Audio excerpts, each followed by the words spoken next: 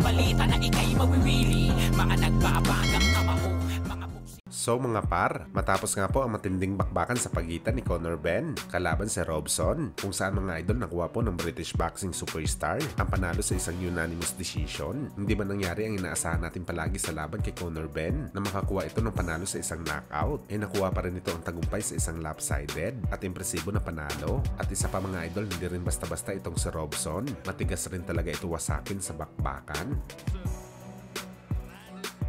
Samantala dahil sa naging impressive ang panalo ni Conor Benn kay Robson, marami ngayon ang mga boxing fans mga idol ang nagtatanong kung pwede pa ba ikasa ang bakbakan ni Pacman at Conor Benn sa Saudi. Ngayon pa man mga idol, may naging kasunduan na dati ang dalawang kampo sa laban. Advantage daw talaga ito sa dalawang fighter kung sila ang magkakaharap sa bakbakan dahil pareho daw sila sikat at malaki ang fanbase na sigurado makakapagdala ng malaking pera sa laban. Well, ang ganitong matchup siguro mga idol, depende na lang talaga ito kay Conor Benn. Kung si Manny Pacquiao, alam naman natin mga idol na hindi talaga ito aatras sa laban, kaya nasa breto na talaga ang desisyon kung palag siya na harapin si Boss Manny sa ibabaw ng lona.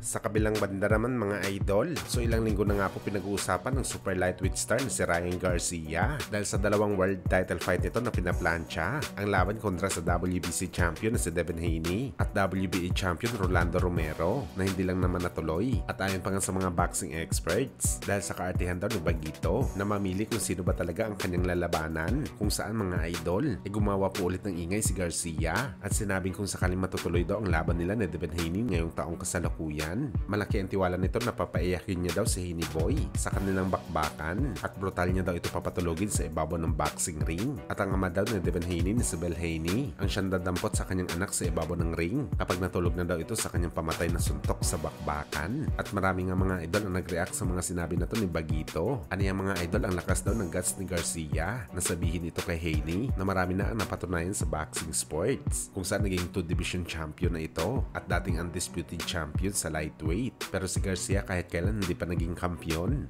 Well, para naman sa sariling opinion natin mga idol, hindi naman natin masisisi si Ryan Garcia kung bakit kumpiyansa ito na mananalo siya sakaling magharap sila ni Devin Haney sa isang dramatic passion. Dahil sa amateur pa lang mga idol, nagawa na nito bugbugin si Haney sa bakbakan. Ayon pa nga sa report mga idol, 6 na beses daw nagharap si Garcia at Haney sa amateur at 3 beses daw nanalo ang bawat isa sa kanila. At ang isang panalo ni Devin Haney naluto pa daw kay Bagito. Kaya ganoon na lang talaga mga idol, kalaki ang kumpiyansa ni Ryan Boy na talagang lalampasuhin ito sa Devin Haney sa kanilang bakbakan.